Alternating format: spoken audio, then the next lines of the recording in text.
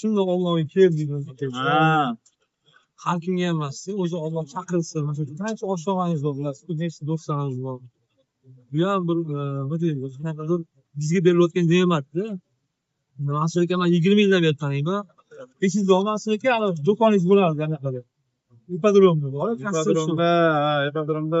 O hali Yulduzmonlarni ularni. Ha, Yulduzmonlar bular o'ylaydi, Yulduzmonlar bo'ldi, Mansur pul ko'paydi, Yulduzmonlar xotin, Mansur xotin puliga yashaydi deydi-yu. Yo'q. Bunaqalarga borib, ikkita tochka bilan bitta fora beraman. Yo'q, men o'zim. Ya, endi siz maksimal 25 yil, başta 20 yildan oshibdi. Do'st bilamiz. Turkiyada qanaqa ahvolda edik? Nimalarda? Endi hozir bir ikkitaligi lutli bozor chiqyapti, shu narsalar deyapti. Mayli, mana kabini olib turibmiz. Ularga Alloh insofini bersin. Amin. Men bilmoqchi bo'lganlar eski odamlar biladi.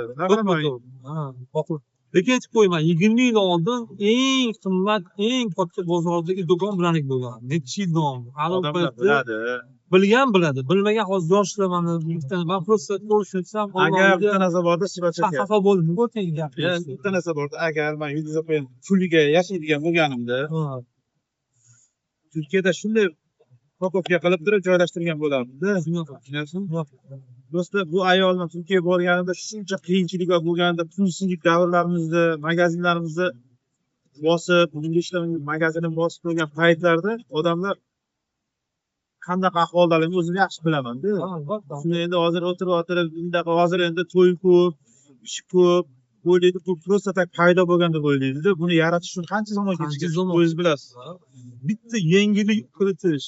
Men har doim ustoz deyman Mansur akam, sababi bizni o'zimizdan shou biznesda katta burilish qildilar, yangi yo'nalish bo'yicha. Kam chiqimli, lekin katta daromad ko'radigan bir yo'l o'ylab topganlar. Shunimi?